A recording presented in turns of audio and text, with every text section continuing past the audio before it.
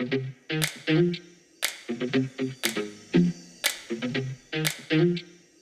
everyone, my name is Andile Madonsela and I'm the Director of Innovation and Equity at the Pan-African Collective for Evidence.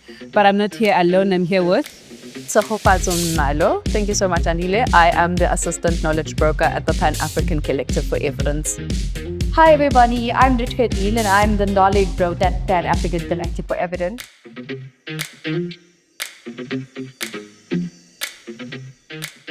So this work builds on previous work that we've done, which is focused on understanding how we begin to measure evidence use. Specifically for this project, we were keen to understand how evidence is used within the just energy transition sector in terms of policies and implementation. And the reason why we do this is because really our understanding is that evidence is important in ensuring that we understand what works, for who, how, and at what cost. And it's very important that just energy transition policies and implementation is effective and also equitable in how it is implemented. So what we did with this project is that we conducted interviews, we hosted workshops, but we also conducted a social media analysis to better understand evidence use in this space. And we will focus on three main things: the use of evidence, the equity and agenda focus, but also how we can begin to strengthen the use of evidence. As part of the project, we hosted interviews. These were multi-sectoral interviews because naturally the just transition is multi-sectoral inherently. And ultimately what this did was provide rich data insights to how each stakeholder has a priority and a role within the just transition, whether it's stemming from government, national departments, to the World Bank, to JSPMU, to the Presidential Climate Commission, including a research institute as well. And I think, what that gave us was rich insight as to how various stakeholders have a power play within this, and also ultimately considering what counted as evidence. How do different stakeholders define gender and equity consideration? And also, where is the access gap to evidence? So I think the interviews were the really great point of getting all this knowledge from a first-hand perspective and from those tangibly inputting in this process. Okay, so just to touch on that, I'll speak from a workshop perspective as someone who attended both workshops as both a key speaker and also an activist, right? The first workshop I attended, I wasn't part of PACE. So I was representing young people from the just energy transition perspective. And it was such an amazing experience to know that there's an institution like PACE that does work, evidence work, that also ensures that civil society is represented when it comes to research work and also partly academia, right?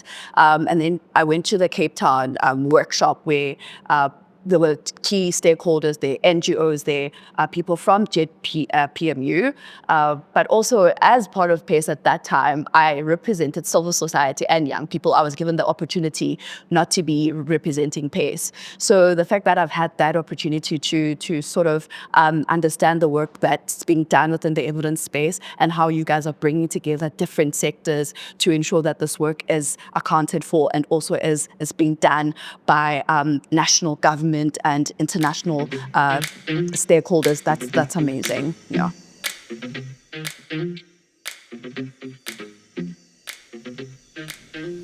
So in terms of lessons learned, I think the biggest one in the room is the fact that the space is highly political.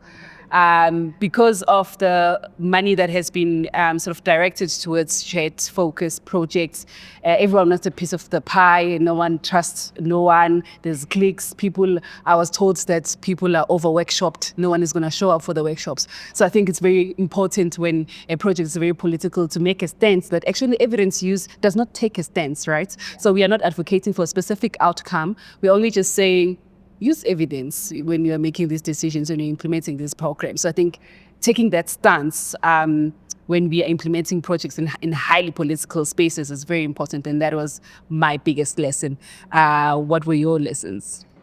I think, from that point that you believe there's so many different personalities and role players, it is like a multi-sectoral process and different individuals are coming through with different agendas. Yeah. And I think that was a key lesson learned, that ultimately it's an ongoing process. And so along the way, you're not even sure about who are the new actors that are coming in, the new role players. And so through that, we need to also realize that the just energy transition does not have a final endpoint. And so it's an ongoing process. And like you're saying, dynamics need to be managed throughout. That's amazing. And also to touch on the fact that there's just transition and there's just energy transition, right? And just transition is people-centered. We have to ensure that when the just energy happens, people are at the core of it. And that's to ensure that there's gender equity, and to some extent, we center gender inequity. So that's women, that's youth, that's children, that's the workers at the core of it. Because when we do your renewable energy from fossil fuels, mines are going to be affected. So are people going to be considered when the transition is happening, right? Are women going to be considered? Are children going to be considered? Because when mine workers are affected, that means families are affected. So across the board, that was my key lesson, as also someone who comes from a climate perspective and just transition perspective, and also a researcher in that space. We do work to ensure that there's evidence that addresses those key aspects, and also there's data that's given to key stakeholders to ensure that people are part of the transition and they're well taken care of when the transition does happen. Definitely. And I think that brings me to, my final emerging lesson that stood out for me. And it was ultimately about how just transition is defined. So you just touched on the variation between it, which we learned along the way. But ultimately, you get holistic definitions, and then you get the energy definition that are more, technical in its nature. But what you're seeing is that it's very important, like you're saying, to keep those underserved communities at mind when defining it, but within different spaces. And I think this also, came through within the interviews. Definitions vary. And within different contexts, it may be defined differently. And ultimately, also the way they shape the agenda in different spaces may also differ. So those are important considerations as the process unfolds.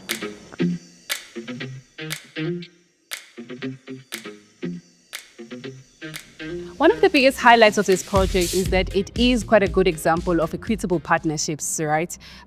Because this was in partnership with King's College London, which is based in the United Kingdom.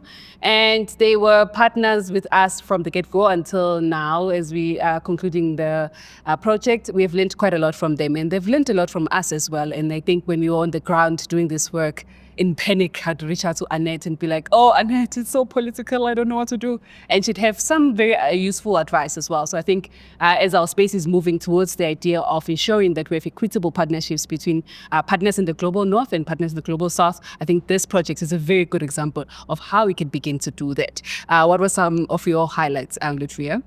I think, for me, Andile, it was about bringing all different JET stakeholders from varying walks of life in the process. Like you're saying, we're bringing global north, global south, you're bringing private, public, and actually centering everybody around the power of evidence, bringing them into the space that PACE prioritized. How do we use evidence? Who shapes it? That was really key to me. That's actually amazing, Lutfiyya. I think that also brings me to a point of social media and the role social media plays in ensuring that we have people's purest opinions and directions as to how this transition has affected them. Sometimes we have limited budgets, right? People don't have access to workshops. People don't have access to conferences and summits that per se, if someone like me would have the opportunity to go to. So what tool can we best use to ensure that the people's voices are heard? And our social media, right? From different provinces, Mpumalanga being one of the most affected provinces, we can go to Limpopo and people can send through videos and accounts of what they're experiencing, and we can gather that information and create one concept and also provide it to different stakeholders and also show the same people on the ground that, okay, you guys are facing the same thing, but we're here from an evidence perspective, from a research perspective to bring that together and provide it to different stakeholders. Social media is an amazing tool that has helped us to make sure that this project moved forward and it was implemented to the best of its ability. Yeah. Thank you so much for that, Tshegofatso. I also think that, another key milestone was identifying that through this process, we learned something so powerful, which was that there is an access gap to evidence of just energy transition, or just transition for that matter. And what this requires is powerful, coordinated, ongoing, systematic collaboration. And on that note, we partnered with JetPMU to develop an evidence base. So an evidence map and create this so that it doesn't end here. Andile, I think I'm going to throw it over to you and you can just, take us to one more last milestone and wrap us up. Yeah, I'm about to wow you because my milestone was that I was able to feature at COP.